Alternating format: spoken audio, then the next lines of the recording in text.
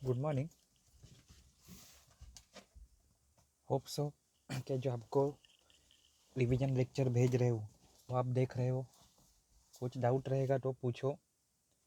19th of June is your term and उसके पहले 3 दिन आपकी यूटी रहेगी। मतलब मान लो वो 3 दिन आपके कोई लेक्चर नहीं होगे उस हिसाब से, और बीच में एक संडे। हार्डली अभी 3 या 4 लेक्चर रहेंगे अपने पास जिसमें आपका रिवीजन हो सकता है। अच्छे से आपको पढ़ना है। बार बार रिपीट कर रहा हूँ, जो लेक्चर दिए वो रेफर करो। आपको जो MSBT के कंटेंट वाला एक बुक जैसा सेंड किया था PDF टाइप, वो रेफर करो। उसमें भी 95% सिलेबस में का ही है, बराबर है। हम लोग क्या कर रहे हैं, एक टॉपिक या फिर एक क्वेश्चन कवर कर रहे हैं जो हमें इम्पोर्टेंट लगता है एग्ज़ाम के पॉइंट ऑफ व्यू। उसमें बहुत सारे कंसेप्ट हम लोग के हो गए। अभी नेक्स्ट और एक कंसेप्ट है कि स्टाफिंग क्या है। स्टाफिंग मतलब क्या है? स्टाफ वर्ड बोल रही है, आपके नज़र के सामने क्या आता है कि कोई तो काम करने वाले, कोई तो पर्सन। अभी वो पर्सन कैसे होने चाहिए, उसके लिए कैपेबल होने चाहिए। वो कैपेबल पर्सन वो ड्यूटी करनी चाहिए, और उसके लिए उनको प्रॉपर ट्रेनिंग और उनको नॉलेज होना चाहिए। साथ ही में क्या है, तो उनको उसका पैसा रिन्यूमरेशन, सैलरी, वेजेस मिलने चाहिए। क्या, कैसे, कितने मिलने चाहिए, ये सब कुछ आखिरी चैप्टर में भी हम लोग ने देखा है, लेजिस्लेटिव एक्ट में। ये भी इससे रिलेटेड चैप्टर है। But staffing means what, mostly के आपका everything about the people working in the organisation. सब कुछ किसके बारे में? पीपल यानी पर्सन, जो लोग काम करते हैं एक ऑर्गेनाइजेशन में, उसके बारे में, बराबर है। अभी स्टाफिंग के अंदर आपको क्या क्या देखना रहता है कि स्टाफिंग इंक्लूड्स के सिलेक्शन ऑफ अ स्टाफ। सबसे इम्पोर्टेंट चीज़ क्या बताई थी कि स्टाफ को सिलेक्ट करो। मान लो एक कॉमर्स किया गया, एक कमर्शियल कंपनी है, उधर हमारे जैसा डिप्लोमा, डिग्री या फिर खाली टेक्निकल नॉलेज वाला पर्सन रहे, जिसको फाइनेंस, इकोनॉमिक्स के बारे में कुछ नहीं मालूम है, काम में आ सकता है क्या? नहीं। तो हर एक जगह पे proper staff as per requirement select करना होता है। भले वो सिलेक्ट किया है, वो वेल ट्रेन हो, लेकिन ज़रूरी नहीं कि उसको वो फील्ड का, वो कंपनी से रिगार्डिंग या फिर वो ऑर्गेनाइजेशन से रिगार्डिंग सारा नॉलेज हो, या फिर उनकी रिक्वायरमेंट के हिसाब से चले। तो वो फुलफिल करने के लिए उन्हें क्या करना रहता है, स्टाफ को ट्रेन करना पड़ता है। तो ट्रेनिंग ऑफ स्टाफ आ गया। स्टाफ आज एक पोस्ट पे कर भी उसी पोस्ट पे रहेगा, ठीक है, लेकिन बाद में क्या, उसमें चेंजेस होने चाहिए।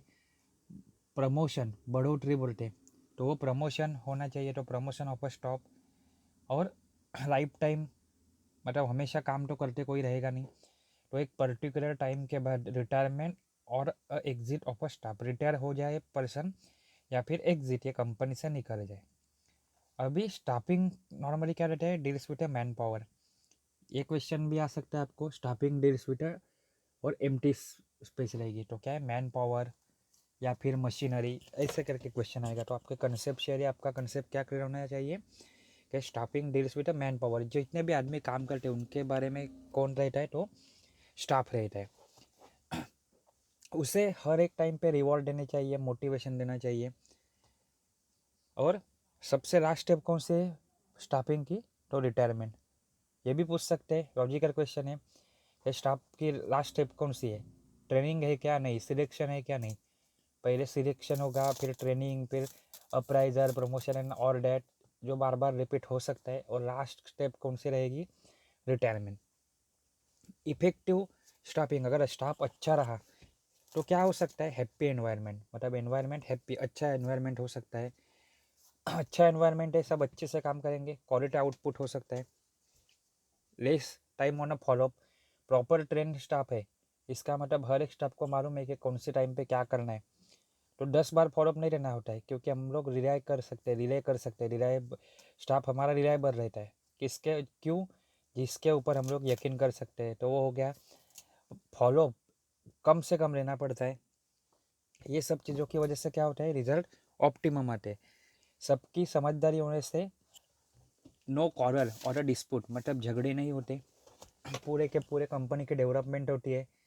साथ ही में एम्प्लॉयर और एम्प्लॉय दोनों का अच्छा रिलेशन मेंटेन होता है, करियर ग्रोथ, ये सब कुछ क्या होते हैं स्टाफिंग के फायदे। अभी फंक्शन ऑफ स्टाफिंग क्या है, एडवांटेजेस डिसएडवांटेज आप देख सकते हो, आपको सिखाया गया है।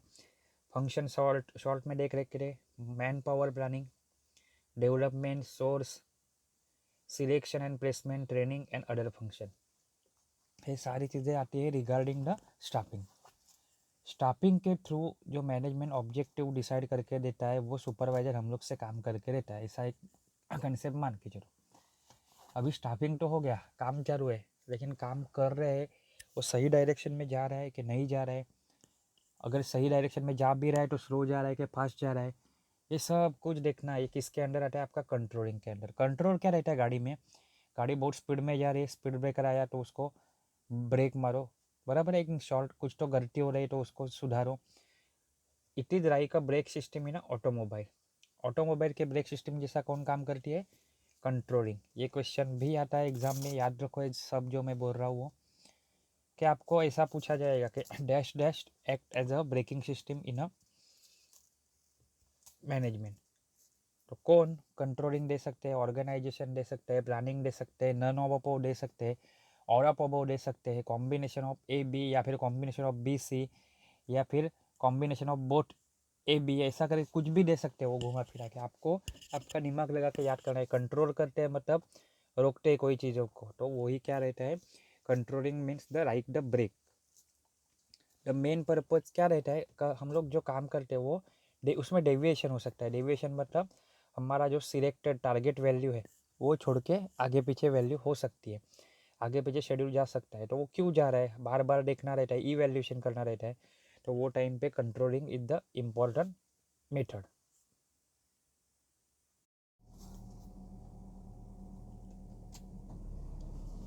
अभी उसके अंदर आपको एक डायग्राम दी गई थी, क्या है, प्रॉपर पहले प्लान करते हैं पर्सन या फिर एक कंपनी में मैनेजमेंट, प्लान को इम्प्लीमेंट करते हैं और इम्प्लीमेंट करते करते कंट्रोलिंग करना रहता है।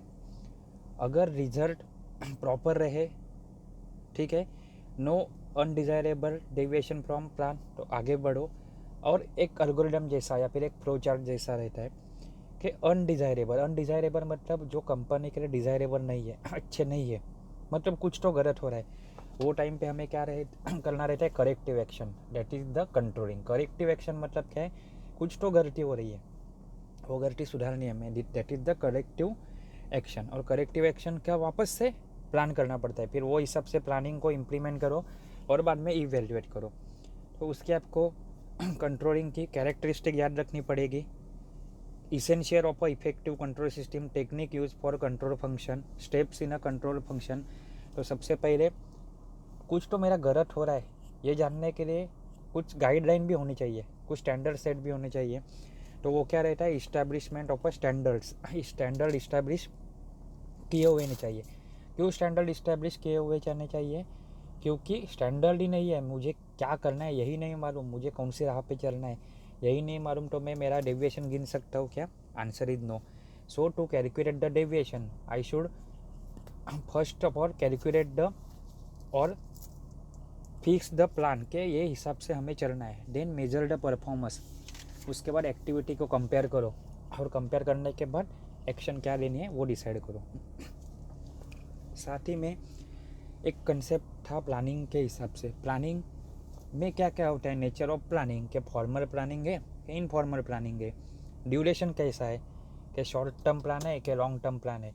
शॉर्ट टर्म प्लान मतलब एक पर्टिकुलर टाइम के लिए होता है, लॉन्ग टर्म प्लान मतलब शॉर्ट टर्म प्लानिंग के थ्रू अचीव किया जाता है लॉन्ग टर्म प्लानिंग। जैसे शॉर्ट टर्म प्लान क्या है आपका, अभी के लिए एक सब्जेक्ट पढ़ो, दो सब्जेक्ट पढ़ो, पर लॉन्ग टर्म प्लानिंग आपने क्या किया रहेगा, हाँ 10th के बाद मैं 2 साल का 12th करके या फिर 10th के बाद डायरेक्टली 3 साल का डिप्लोमा करूँगा, एक अच्छी जगह पे पोस्ट पे एक अच्छी नौकरी करूँगा, ये हो गया long term planning. Similarly level of a management रहते हैं कि स्ट्रेटेजिक प्लानिंग, इंटरमीडिएट और ऑपरेशनल प्लानिंग। स्ट्रेटेजिक मतलब हायर, इंटरमीडिएट मतलब बीच वाला जो मैनेजरियल लेवल टाइप रहता है, और ऑपरेशनल मतलब एक्चुअल एग्जीक्यूशन जहाँ पे होता है, एक्चुअल ऑपरेशन होता है वो। देन इनके बारे में डिटेल में आपको देखना रहेगा। उसके बाद एक कंसेप्ट देखा था, टाइप्स ऑफ ऑर्गेनाइजेशन। ऑर्गेनाइजेशन की डेफिनेशन पहले याद करनी पड़ेगी कि ग्रुप ऑफ पीपल जो साथ में आते हैं कोई पर्टिकुलर पॉजिटिव टास्क के लिए या फिर कोई कंस्ट्रक्टिव टास्क के लिए। तो उसके अंदर लाइन ऑर्गेनाइजेशन, उसकी एडवांटेजेस डिसएडवांटेजेस, उसी को क्या बोला जाता है, स्केलर ऑर्गेनाइजेशन। स्केलर ऑर्गेनाइजेशन भी एग्जाम में पूछ सकते हैं, या फिर एक डायग्राम दी जाएगी और पूछेंगे ये डायग्राम किसकी है, तो आपको आंसर आना चाहिए ये है स्केलर ऑर्गेनाइजेशन, या फिर ये है लाइन ऑर्गेनाइजेशन जो वर्टिकल एक लाइन जैसा दिखेगी। नेक्स्ट है फंक्शनल ऑर्गेनाइजेशन, उसी को क्या बोला जाता है, स्टाफ ऑर्गेनाइजेशन। तो ऐसा भी पूछ सकते हैं कि स्टाफ ऑर्गेनाइजेशन क्या है, या फिर उसके एक डायग्राम दी जाएगी, उसी को क्या बोलते हैं, हॉरिजॉन्टल। हॉरिजॉन्टल मतलब क्या है, आपको मालूम है, बराबर है कि एक ही लेवल पे सब कुछ रहेगा, वो रहेगा हॉरिजॉन्टल, और एक एक लेवल पे सिंगल सिंगल एंट्री रहेगी, वो टाइप रहता है आपका vertical. Then line and staff organisation के बीच में डिफरेंस, प्रोजेक्ट ऑर्गेनाइजेशन क्या रहती है, प्रोजेक्ट ऑर्गेनाइजेशन कब तक चलती है, स्टेप्स इन ऑर्गेनाइजेशन, ये एक डायग्राम दी जाएगी। तो आपको जो स्क्वायर बॉक्स रहेंगे 6 स्टेप्स है वो याद रखने पड़ेंगे। सबसे पहले तो ऑर्गेनाइजेशन को अपना ऑब्जेक्टिव सेट करना रहता है, वो सेट करने के बाद उसके लिए पॉलिसी फॉर्मूला डिसाइड करो। उसके बाद जो एक्टिविटी है वो डिसाइड करो, एक्टिविटी का ग्रुपिंग करो कि ये एक्टिविटी ये ग्रुप की, ये एक्टिविटी ये ग्रुप की। फिर वो ग्रुप होने के बाद एक्टिविटी को असाइन करो, असाइन करने के बाद horizontal and vertical relationship of authority on responsibility. अभी कंसेप्ट आ गया वापस से अथॉरिटी एंड रिस्पॉन्सिबिलिटी। अथॉरिटी क्या करती है कि राइट टू वर्क, मतलब ये इसके अथॉरिटी है। असाइनमेंट लिखना आपकी अथॉरिटी है, असाइनमेंट चेक करना स्टाफ की अथॉरिटी है। साथ ही में जो अथॉरिटी और रिस्पॉन्सिबिलिटी रहती है वो साइड बाय साइड चलती है। आप असाइनमेंट नहीं चेक कर सकते और ना तो मैं असाइनमेंट लिख सकता हूँ, कहने के लिए एक बात। तो जिसके पास अथॉरिटी है वो रिस्पॉन्सिबल होता है वो चीज़ के लिए, तो अथॉरिटी और रिस्पॉन्सिबिलिटी साइड बाय साइड चलती है, ठीक है। ऐसे ही हम लोग एक एक लेक्चर में शॉर्ट में रिवीजन देख लिया करेंगे, आपको अच्छा रहेगा। कुछ भी डाउट रहेगा तो पूछो। Thank you.